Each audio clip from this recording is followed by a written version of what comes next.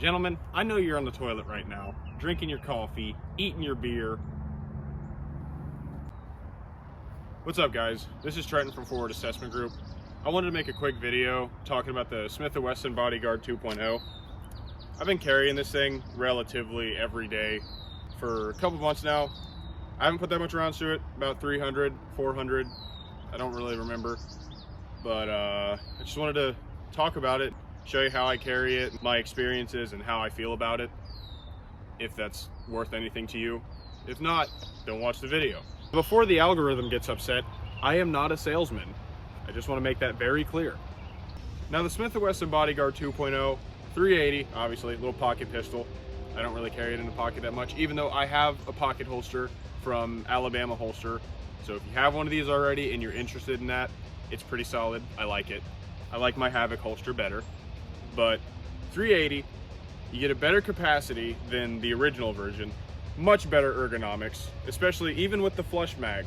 It's pretty good. But now if you pull out this little extended mag guy right here, you get pretty much a Glock 19 length. So the ergonomics, nice. This is a 380 that I honestly think is really hard to hate. It's got good recoil. Honestly, I would say it probably recoils just about the same as my Glock 19. Call me an idiot, whatever you want, I don't really care. But that's what it feels like to me. And with this guy, you get 12 rounds, plus one in the chamber. You got 13 rounds of 380, and something that's the size of the palm of your hand. Something that you could potentially prison wallet carry. Now, if you're wondering, I carry Hornady Critical Defense in this thing. I don't really mess with any of the other stuff, that little ballistics, whatever. I just carry Hornady, tried and true. It's whatever. Let's compare the Bodyguard to a Ruger EC9S. Yeah, I know it's random. It's the only other handgun I have that's a small subcompact. 7+1 capacity.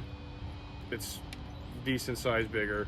It's about, I mean, if you really look at it, the frame length is the same as this little 380. So I think this 380 it's like a stack and a half. I might be saying the wrong word, but you know what I mean. So this guy holds 10+1 with the flush mag. This is pretty much a flush mag. It's just got that little pinky extension. 7+1 and 9mm, or 10+1. You take your pick. I'm going with the more capacity. Yeah, it's a 380, I know, but it works. This guy, if you can see, this one, it's not super ergonomic. This guy, it grips your hand. This grip, it's pretty rough when you first get it. I've been kind of wearing it down a bit. M&P grip, that's what it is pretty much. If you shoot an M&P, you know what I'm talking about. But this guy, I mean, it's textured. It's not super rough. To me, it doesn't feel like it wants to stay in your hand, especially with that high bore axis. Yeah, I'm flagging you. With that high bore axis, it's a little more flippy than this guy. One's half the price, one of them's $400. Take your pick. I'm just showing you random comparison, but it works, okay? The footprint, it's pretty wild how far handgun technology has came. Pretty cool. On top of that, you got the sights here. I'm gonna come back here. So the Smith & Wesson's got blacked out rear, but it's a U-notch, so it doesn't really change how I shoot, to be honest with you. But it's got that tritium in the front and the high-vis orange. Really nice to pick up on, solid. And the EC9S, these come with all black sights. I painted mine, started to chip off a bit, but I thought it would help me. I mean, it doesn't really make much of a difference. There's a side-by-side in hand. You can see much bigger footprint, but this came out like, what, 10 years ago? 8 years ago. This guy just came out pretty recently. It's fairly new. It also looks really cool, in my opinion. You get those front slide serrations. They're solid for all your tactical press checking, you know what I mean? You gotta do all that, little micro movements if you're like me. It's not bad to rack. Slide release is nice. Safety's nice. Mag release, good. It's all good. I like it. It's not anything extraordinary. It's not the best thing in the world. It's a nice 380. It is a very nice 380. If you're a 380 hater, I would really convince you to pick up one of these and check it out. I didn't really want a 380 for the longest time, and then I ended up picking this guy up. Changed my mind. Even get kind of a little, almost an undercut right there. Get you a little more purchase on the grip. But for me, maybe I have woman hands compared to some of you folks in here, but it works. Now this Havoc holster, run-of-the-mill holster, looks really cool.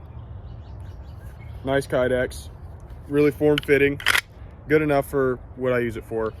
Comes with that mod wing. You probably know about the mod wings and everything. And I added this on here, the DCC monoblock. I love it.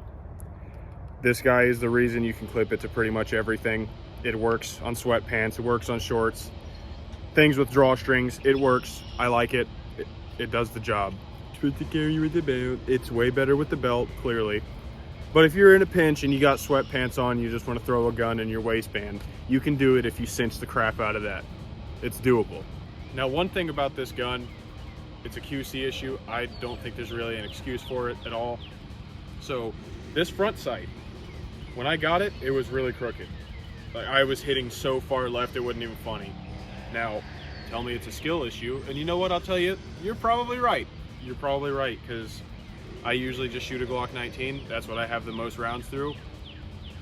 This is the first 380 I've ever owned. So, probably is a skill issue.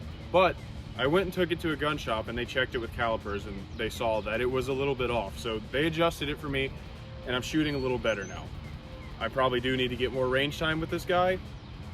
You're not clicking this video to watch John Wick review this thing. Final thoughts and opinions on this guy right here.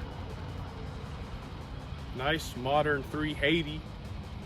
You get 11 rounds of 380 if you use the flush mag, and 13 if you use the extended one, and you get a better grip. Now, is that the purpose of 380? Not really. This is kind of just a gun that you just have as a little backup gun, I guess. Would I recommend it as a first carry gun ever? Probably not. I'd probably say get on AIM Surplus, buy a Glock 19 Gen 3 police trade-in, $400. Same price as this guy, much more capable, much more aftermarket support.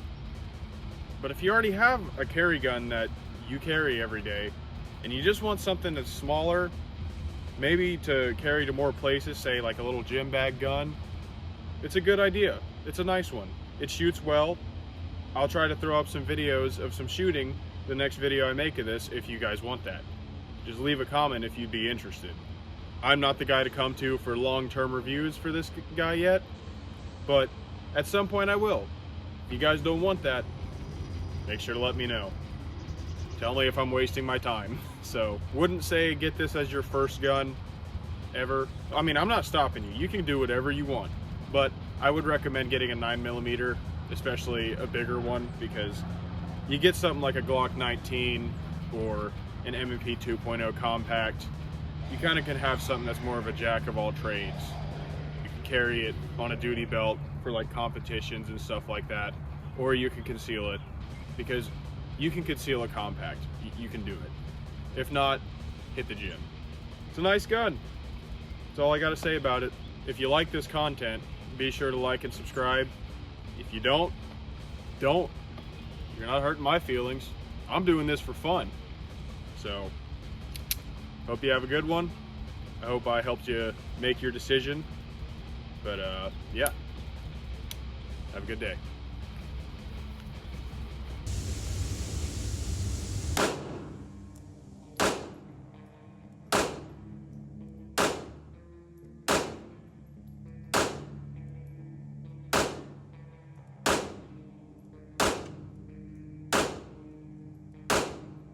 This is the first video I've ever actually tried to record, besides all those videos I had posted on my own YouTube channel when I was like 12.